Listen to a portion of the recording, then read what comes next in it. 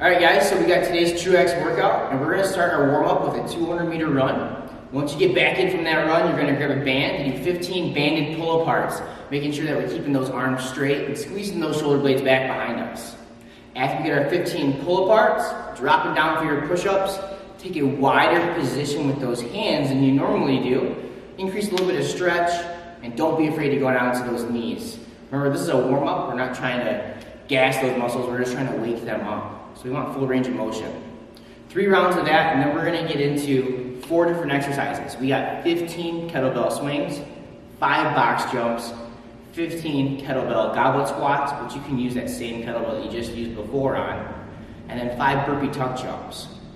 The burpee tuck jump is just like a regular burpee, but we're gonna do a tuck jump at the top. So I'm going down to the floor, coming back up, jumping with my knees up towards my chest. We're gonna get 5 of those.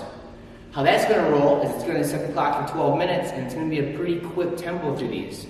We're not trying to see how heavy we can get on those swings or on those squats. We're just trying to move from one right to the next. So members, making sure that we're keeping that good pace and we get breathing. Coaches, make sure you keep that form from your members, because now they're going a little faster, they might be a little bit more lenient on that. So after that, we're gonna slow it down for our next 4 exercises. We got our dumbbells out, because we're gonna do push-ups on our dumbbells with a closer hand position and those elbows coming right next to the side of the body. So that's gonna make sure that our triceps do majority of that work. So after our 10 tricep push-ups, you can do those right on the dumbbells you use for your bent over rows. So we got our 12 bent over rows. Making sure that we stay bent over. Coaches, make sure your athletes aren't coming up on that 11th and 12th rep and almost standing. They gotta drive those hips back and stay in that bent over position. After those 12, you're gonna set yourself up, if you're lucky enough to have a tear core on a tear core. Maybe you got a Bosu ball, use a Bosu ball. If nothing, just use a wall ball. But you're gonna set up so that the head is slightly supported. So I keep this neutral spine, and with my hips dropped. The hips are gonna wanna raise us throughout this. We're gonna keep those hips dropped as we do our pullover. So I'm reaching back with my fairly straight arms and pulling right overhead. Big stretch from those lats, trying to get that bicep right by the ear before we come back over. Every time we're fully extended, those hips are gonna wanna lift up. Keep them down and tighten those abs to initiate that movement. We got one more in this series, and that's going to be our banded rows. How we do our banded rows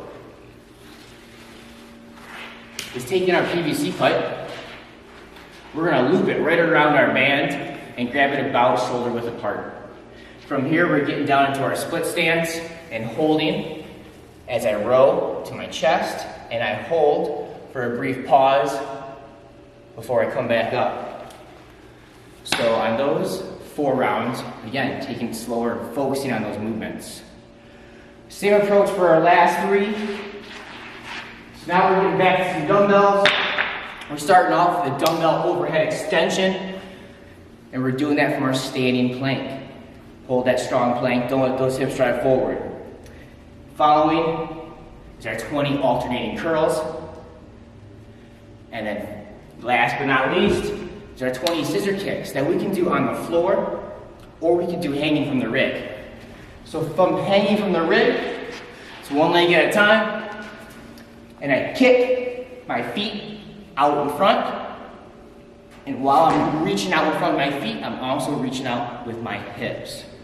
3 rounds with that, and that's it for today.